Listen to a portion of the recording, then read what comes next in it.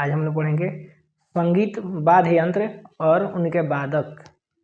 देखिए हमारा जो टॉपिक है आज का संगीत वाद्य यंत्र और उनके वादक। आज नया क्लास शुरू हो रहा है संगीत वाद्य यंत्र और उनके वादक के क्षेत्र में। आइए चलते हैं, आगे बढ़ते हैं। पहला जो लिखा है वाद्य यंत्रों के प्रकार और उनका वर्गीकरण।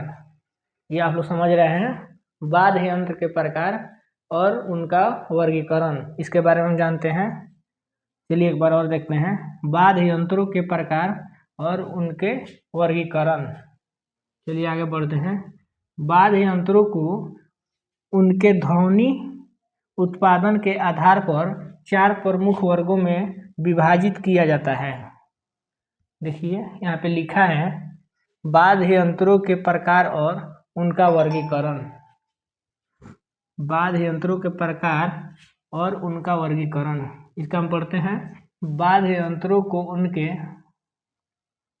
ध्वनि उत्पादन के आधार पर 4 प्रमुख वर्गों में विभाजित किया जाता है। ठीक है, ये देखिए इस पर आप ध्यान देंगे। 4 प्रमुख वर्गों में विभाजित किया जाता है, जिसमें हम पहला पढ़ते हैं तंतुवाद। तंतुवाद जो है इसके बारे में हम जानते हैं कि तंतुवाद क्या है, तंतुवाद किसे कहते हैं, क्या होता है। ठीक है, देखिए तंतुवाद वे यंत्र जिनमें ध्वनि तारों के कंपन होती है। तंतुवाद अगर पूछे किसे कहते हैं तो आप लोग बताएंगे तंतुवाद वे यंत्र है जिनमें ध्वनि तारों के कंपन होती है। एग्जाम्पल ले लेते हैं, उदाहरण सितार, सरोद, वायलिन, संतूर। ये ऐसे बाजे हैं जिनमें तार से बजाया जाता है, उसे तंतुवाद कहते हैं। आइए दूसरा देखते हैं घनवाद। वे यंत्र जो अपने स्वयं के कंपन से ध्वनि उत्पन्न करते हैं। घनवाद ऐसे यंत्र है, वे यंत्र जिनमें अपने स्वयं के कंपन से ध्वनि उत्पन्न करते हैं, बिना किसी तार या झिल्ली की सहायता से उत्पन्न होते हैं। झिल्ली की सहायता के उत्पन्न होते हैं, उन्हें घनवाद कहते हैं। उदाहरण ले लीजिए मंजीरा, झांझ, घड़ियाल। देखिए यही है एग्जाम्पल। घनवाद किसे, घनवाद वे यंत्र जो अपने स्वयं के कंपन से ध्वनि उत्पन्न करते हैं, बिना किसी तार या झिल्ली की सहायता के। उदाहरण में ले लीजिए मंजीरा, जहाज, घड़ियाल इत्यादि। आइए तीसरा देखते हैं सुशीरवाद। सुशीरवाद किसे कहते हैं, सुशीरवाद क्या है तो देखते हैं। वे यंत्र जिनमें ध्वनि हवा के प्रवाह से उत्पन्न होती है।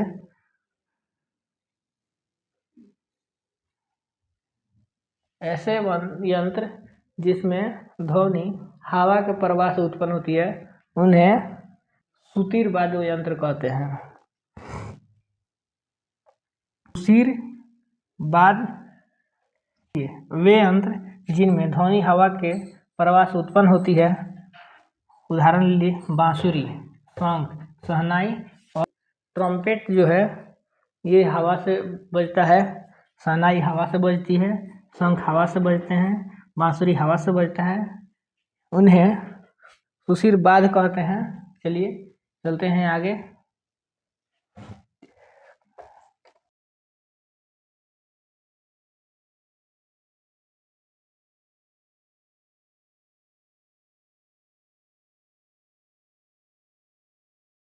चौथा अब हम लोग पढ़ेंगे, 3 पहले अवंध।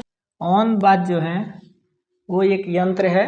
अवंध वाद्य यंत्र क्या है तो आप लोग बताएंगे वे यंत्र जिनमें ध्वनि चमड़े से चोट करने से उत्पन्न होती है। ऐसे यंत्र जिसमें ध्वनि चमड़े के चोट से उत्पन्न होती है उसे अवंध वाद्य यंत्र कहते हैं। जैसे तबला, ढोलक, मृदंग, पखावज। अवंध वाद्य यंत्र ऐसे यंत्र को कहते हैं वे यंत्र जिनमें ध्वनि चमड़े की चोट से उत्पन्न होती है उसे अवंत वाद्य यंत्र कहते हैं। एग्जाम्पल तबला, ढोलक, मृदंग इत्यादि। आइए दूसरा देखते हैं। संतूर जो है उनको हम देखेंगे। संतूर भजन सोपोरी और शिव कुमार शर्मा, इनको पद्म विभूषण 2001 में अवार्ड मिला है। शिव कुमार शर्मा किस वाद्य यंत्र से संबंधित है?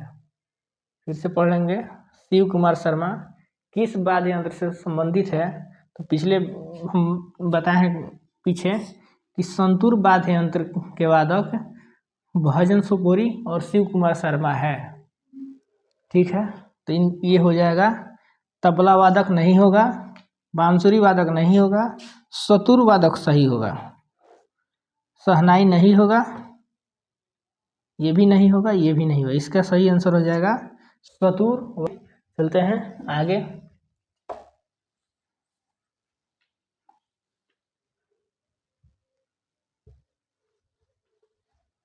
हम बात करेंगे सितार के बारे में। सितार, इसके बारे में बात कर रहे हैं।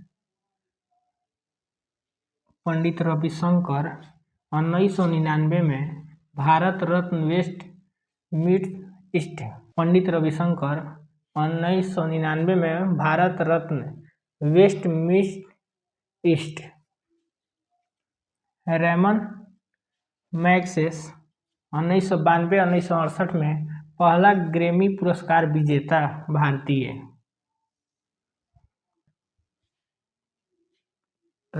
पंडित रविशंकर 1999 में Bharat Ratna west meets east. Ramon Magsaysay 1992 में 1968 में पहला ग्रैमी पुरस्कार विजेता भारतीय। निखिल बनर्जी विलायत खां, निखिल बनर्जी विलायत खां, बंदे हसन शहीद परवेज, उमाशंकर मिश्रा, बुद्धादित्य मुखर्जी इत्यादि। पंडित रविशंकर 1999 में Bharat Ratna west meets east. Ramon Magsaysay 1992-1968 में पहला ग्रैमी पुरस्कार विजेता भारतीय। निखिल बनर्जी विलायत खां, बंदे हसन शहीद परवेज, उमाशंकर मिश्र, बुद्धादित्य मुखर्जी इत्यादि। यहाँ पे लिखा है पंडित रविशंकर जी का संबंध किस वाद्य यंत्र से है? अभी आप लोगों को बताया गया है कि सितार में रविशंकर जी इनका वादक है। तो पहला हो जाएगा तबला, सितार, बांसुरी, सरोद। तो इसमें से हो जाएगा सही आंसर सितार। लिख लेंगे।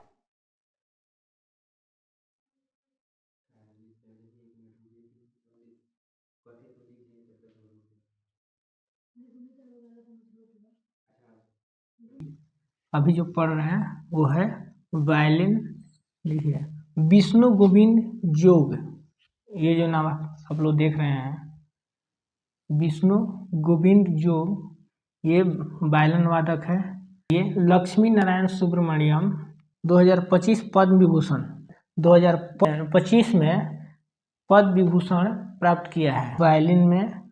दोबारा से देखिए, वायलिन विष्णु गोविंद जोग और लक्ष्मी नारायण सुब्रमण्यम इन्होंने 2025 में पद्म विभूषण प्राप्त किया है। आइए आगे बढ़ते हैं। संगीत राजन डॉक्टर एन राजन, टी एन कृष्णन, गोविंद स्वामी पिल्लाई, कुनकेड़ी वैद्यनाथ, ये लोग वायलिन वादक है। यहाँ पे लिखा है, एक क्वेश्चन है, गोविंद स्वामी पिल्लाई किस संगीत वाद्य यंत्र से संबंधित है? तो आप लोग को ही बताया गया है वायलिन वादक ये सारे लोग हैं मृदंग, तबला, वीणा, वायलिन। तो इसका आंसर जगह वायलिन। ये आज के लिए इतना ही, मिलते हैं कल अगले वीडियो में।